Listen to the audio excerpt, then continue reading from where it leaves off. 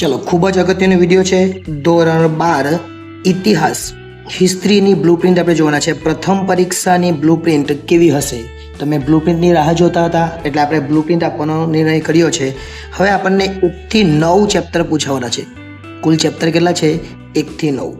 વિભાગ કેટલા હશે? તો વિભાગ હશે A, વિભાગ B, વિભાગ C, વિભાગ D અને વિભાગ E। એમ કેટલા વિભાગ હશે? 5 વિભાગ। ચેપ્ટર કેટલા પૂછવાના? 9। તો 9 ચેપ્ટર હું લખી દઉં 1, 2, 3, 4, 5, 6, 7, 8 અને 9 ચેપ્ટર કુલ કેટલા?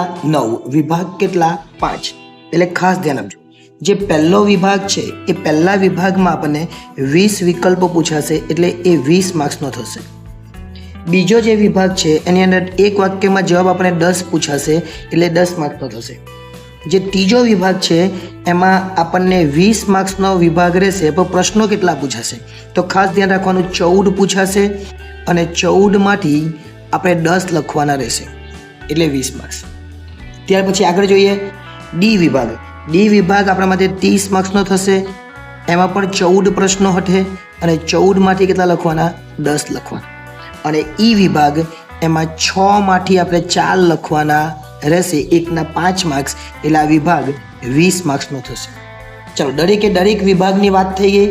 હવે વિભાગમાં કયા પ્રશ્નો પૂછવાના એ પણ જોઈ લઈએ।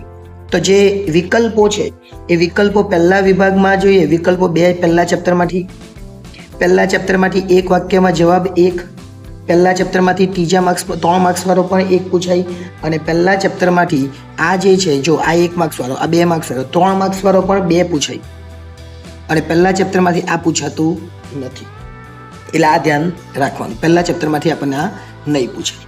ત્યાર પછી બીજું ચેપ્ટર, બીજા ચેપ્ટરમાંથી 2 વિકલ્પો, ત્યાર પછી બીજા ચેપ્ટરમાંથી એક વાક્યમાં જવાબ 1, બીજા ચેપ્ટરમાંથી અહીંયા પણ 1 છે અને બીજા ચેપ્ટરમાંથી 3 માર્ક્સવાળા 2। બીજા ચેપ્ટરમાંથી આપણને અહીંયા પણ પૂછાતું નથી। હવે ચેપ્ટર નંબર 3ની વાત કરીએ। ચલો ચેપ્ટર નંબર 3માં કેવું છે? તો ચેપ્ટર નંબર 3માં અહીંયા 2 છે, અહીંયા 1 છે, અહીંયા 1 છે અને 3 માર્ક્સવાળા જે છે એ 3 પ્રશ્નો છે, અહીંયા પૂછાતું નથી। આ પછી સમજાવું શું છે।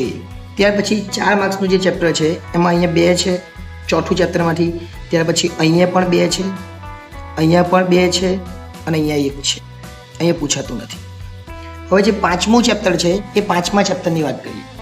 5મા ચેપ્ટરમાં અહીંયા 2 પ્રશ્નો છે, 1 પ્રશ્ન છે, 2 પ્રશ્નો છે, 1 પ્રશ્ન છે અને અહીંયા પણ 1 પ્રશ્ન છે। 5મામાં આપણને મોટો પ્રશ્ન પણ પૂછાતો છે। 6થા ચેપ્ટરમાં અહીંયા 2 પ્રશ્નો છે, ત્યાર પછી અહીંયા 1 પ્રશ્ન છે, અહીંયા 1 પ્રશ્ન છે, અહીંયા 2 પ્રશ્ન છે અને અહીંયા નથી પૂછાતો। 7મા ચેપ્ટરમાંથી 2 પ્રશ્નો, અહીંયા 1 પ્રશ્ન, ત્યાર પછી અહીંયા 2 પ્રશ્નો, અહીંયા 1 પ્રશ્ન અને અહીંયા પણ 1 પ્રશ્ન પૂછાય છે।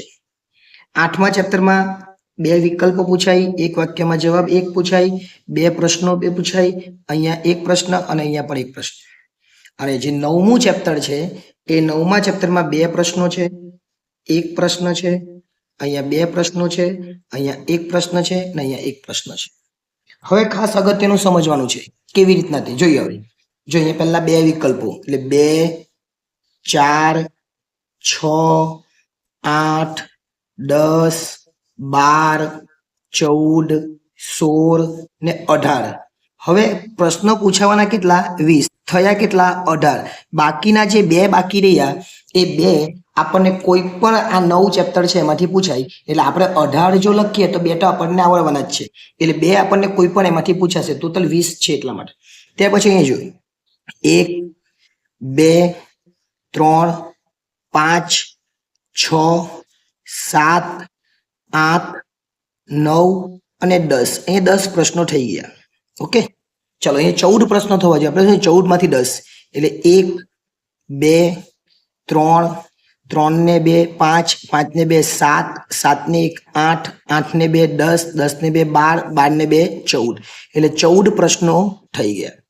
અહીંયા 14 જોઈએ 2, 4, 7, 8, 9, 9 ને 2 11, 11 ને 12, 13 અને 14 પ્રશ્નો થઈ ગયા।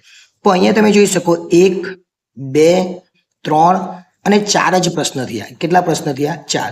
હવે જે બાકીના 2 રહ્યા એ હું તમને કીધું નથી, પણ આ 4 માંથી અથવા બાકીના જે છે એ પ્રમાણે તમે જોઈ લો. તમારા ક્લાસ ટીચર, તમારા જે વિષય શિક્ષક હોય એને પણ પૂછી શકાય. બાકીના આ 4 માંથી આપણે લખવાના તો કેટલા છે? 4 જ. એટલે આ 4 જ આપણે સારી રીતે તૈયાર કરવાના. બાકીના 2 તો ગમે ત્યાંથી પૂછી શકાય, કે આપણા ગુજરાતની અંદર ઘણી બધી સ્કૂલો છે અને ઘણી બધી સ્કૂલોની અંદર આ પ્રમાણે જ પૂછે એવું શક્ય નથી. એટલે અન્ય રીતે પૂછાય તો આપણે તૈયારી કરવાની. એટલે તમારી આ જે પ્રથમ પરીક્ષાની બ્લુપ્રિન્ટ છે એ આ પ્રમાણે છે અને આ પ્રમાણે તમે તૈયારી કરજો, જેથી કોઈ પણ જાતની મુશ્કેલી થાય નહીં. આભાર.